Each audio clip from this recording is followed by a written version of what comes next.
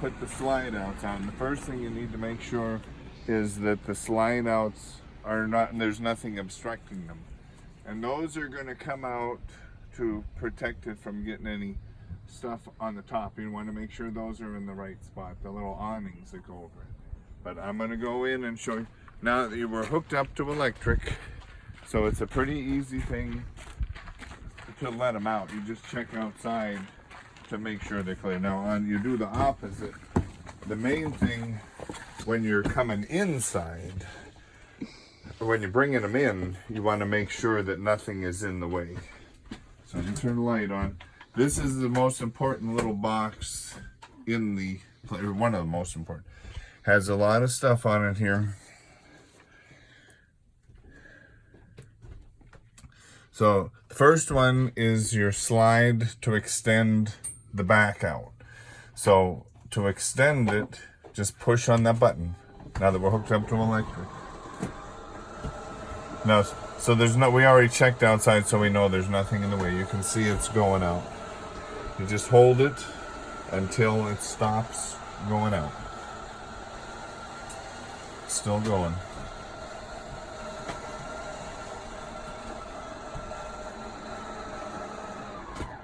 Okay, and it stops. You'll hear it do that. Now we're going to do this. Now this is the one when we're going in, you want to make sure that there's nothing in the way of it coming in. Going out, you don't have to worry. I'm going to push slide 2 for this side, which includes the stove and the sofa.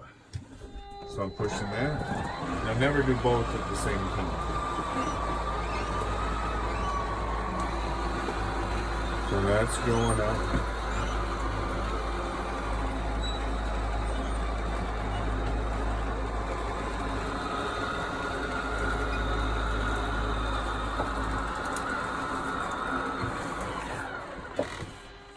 Okay, now the other things on here, these are your tank heaters for your black water and your gray water. We don't need to worry about that because it's not getting below freezing. But if you're ever somewhere and it's going to be below freezing, you want to put these on so that the water doesn't freeze in the holding tanks. And I have the water pump off now because we're hooked up to city water. But if you want to have water pressure when you're not hooked up to city, you have to put that water pump on. And then you'll have pressure. This is for your water heater. There's 2 different heaters. If you're hooked up to electricity, you can have it on the 110 volt, which will work from the electricity. And then you can also put it on gas, and it'll use the propane gas. So those are all very important. Now up here, this tells you how much propane you have. LPG is propane. And then liquid propane gas. So you push this and it tells we're full. The battery is, oh, this is very important. You have to push this button, although this is on, I don't know why that says that. This button right here is very important. Right there, the bottom left one. You have to push that up to make sure the battery is being charged, which I don't know why it says it's not.